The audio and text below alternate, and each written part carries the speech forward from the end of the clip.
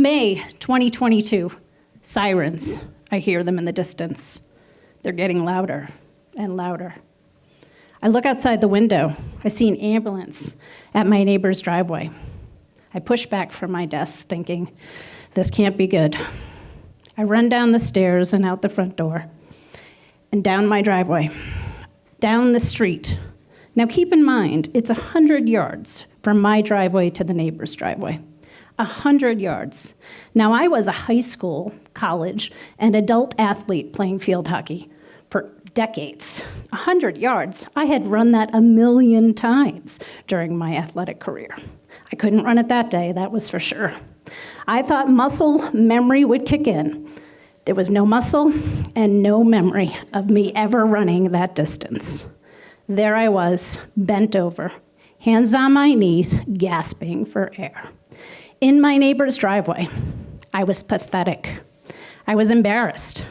I stood up, still hands on my hips, sweating, looked over, and an EMT was standing there, staring at me, on alert, wide-eyed, wondering if I needed medical attention. I waved him off as if to say, I'm fine. I'm here to help. Well, I wasn't fine. That was for sure. I gathered my composure, went inside and helped. I waited till my neighbor was loaded in the ambulance and on his way to the hospital. Then I did the daunting task of walking back home. That 100 yards was longer than it had been the way there.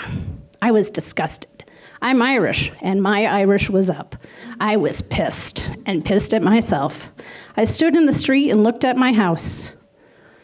Freshly painted, manicured yard, flowers blooming, even the bird feeders were brimming with birdseed. I couldn't believe it. Everything was perfect on the outside, yet I felt nothing. I stood there and asked myself, who am I? How did I get here? And when was the last time I felt like myself? Now, I remembered growing up as a young girl in New England on a multi-generational street. Grandmas and grandpas next door, aunts and uncles and cousins up and down the road. I had an uncle that called me gasoline instead of Kathleen because I was full of fire and energy. I was curious, full of life, full of curiosity. I was smart and wanted it all. I remember her. And where was she today? I lacked the zest for joy, for life, and even for sugar. What I wanted was my life back. And that aha moment didn't come in my neighbor's driveway. It came looking at my house. Now, we all have had our aha moments. We've heard them most of the time during the session. And we're all here today because of them, because we've experienced them and the change that they've brought. That day, I realized that the change had to come from me. And that's what we're all here to experience. We're all here to experience that the change that we desire and that we want and need has to come from within ourselves. That we are the power within ourselves. So by the time I walked back to the house, I knew and I remembered that the last time I felt like myself was in 2006. 16 years prior. I remembered that because that was such a challenging year for me. That was the year that I remember being confident and having my footing enough that I had to go through a lot of changes and a lot of surrenders. I surrendered my father to cancer.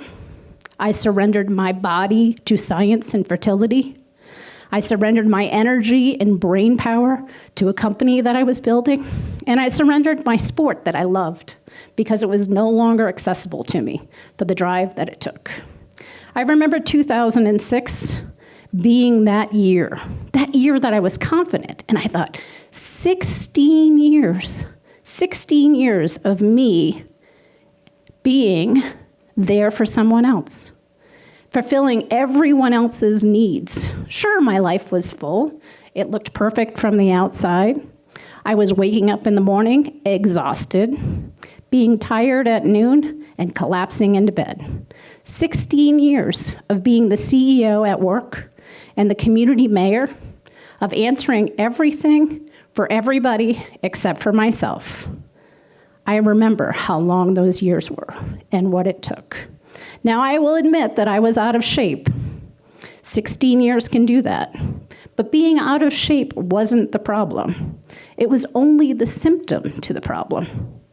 And what I experienced that day in that street was not a breakdown. It was a breakout of patterns of things that I had to change. And so, like many women, when we have our aha moments, and we have a lot of them, we have them until, like me, they stop us in our tracks, take our breath away, and they make us pause and question, when is the next time we're going to stop and breathe for ourselves instead of doing everything for everyone else? So ladies, we've been here for the last 3 days, listened to stories, emotional ones, powerful ones, and impactful ones. It's been amazing. And when we're here, we realize that we've been away from people, our laundry, our lists, our tasks. Things haven't stopped, right? They're still there, but what stopped is us. We stopped, and we paused, and we took our breath. So it's about time, ladies, when we look around the room and we see every woman that's sitting here, and we know that we're not broken, we're not lost, and we're not becoming someone new. We're remembering the someone that we were, the little Kathleen, the woman that we had the energy, the confidence, and the power to be. We need to go back. Go find her, because she's waiting for us. She's waiting for us to feel, to be, and to breathe. So as we go home in the next few hours, back to our laundry and the people that need things from us, back to the work, the world will still be there. And so will we. So it's our time to know that we have each other, the sisterhood that we have built through the last number of days and years that you've all have known each other. A community of women, like-minded, like-spirited, soul connection. And so we will rise together for each other. And we don't need anyone's permission to breathe. So I will ask you all, when you're here right now, to center ourselves.